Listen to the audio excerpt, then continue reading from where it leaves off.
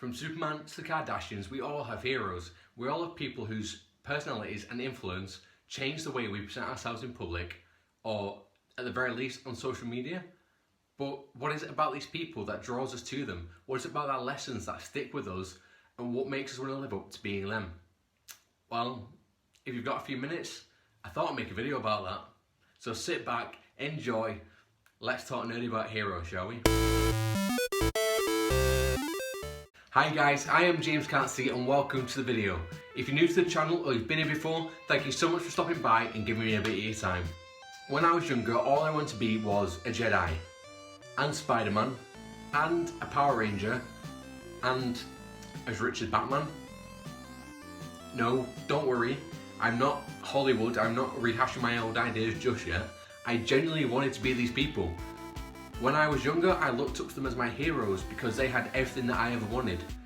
They had the Force, they shot webs, they had Megazords, and they dated Catwoman. As I got older, I realised that it wasn't what they had that made them my heroes. It was more about the qualities that they possessed. Jedi like Obi-Wan Kenobi were patient and at peace with themselves. And Spider-Man was smart and witty. As I got older, my pantheon of heroes grew and grew as I did. I began to think that maybe we look up to heroes as children because they represent everything that we wanted to be. And maybe, just maybe, we were setting the bar a little too fictional. But what is it that makes a hero? What is it that makes us focus on these paragons of all that is right and true instead of focusing on the villain? Like us, heroes come in all shapes and sizes, but you've got to admit, no matter the book, the film or the video game that you've got, heroes have to meet certain qualities. Sorry, I mean stereotypes. The first quality that they have to meet is they have to be the last of their kind, or at the very least their kind has to have disappeared a long time ago and it's only now making its comeback. The second quality that they have to meet is they have to have a dead parental figure, and it must have happened in the most tragic way. Or at the very least, their father figure, mother figure, whatever you want to call it, has to be that villain, has to be the one that they have to go and face. The final quality that they have to meet is they have to be willing to go on the longest journey ever. Something that should be really easy, you know, like fly the eagles to Mordor. But along the way it becomes at least a trilogy's worth of walking. Despite all these qualities making up what a hero's origins or what its personality should be, they don't define them. I think there's one quality that a hero must possess, and that is they have to have a cause or a code or something like that, and they must be very stubborn about sticking to that. Now obviously these don't apply to real life heroes.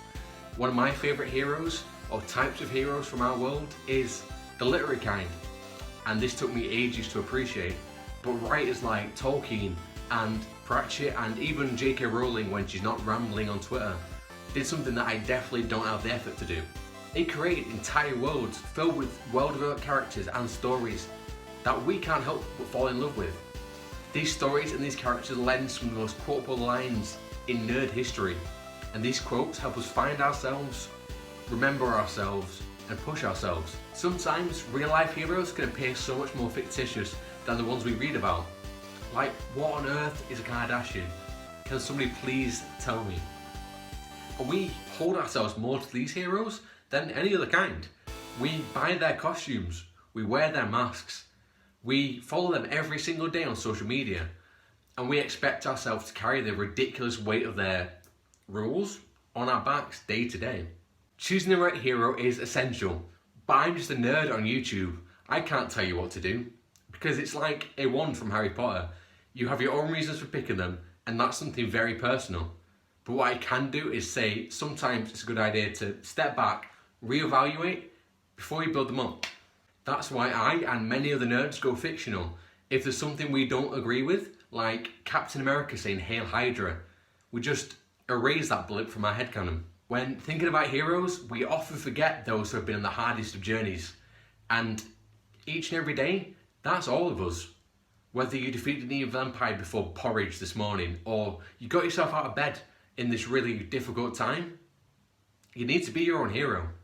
It gives you a chance to reflect on you, and rather than ignoring the blips, we get to make them just a step in our journey towards an origin story. All heroes have weaknesses and shortcomings, and this is what makes us like them so much. It's their human qualities rather than their inhuman ones. At the end of the day, heroes are everywhere. They're in our films, they're in our TV shows. As cheesy as it sounds, they're in us.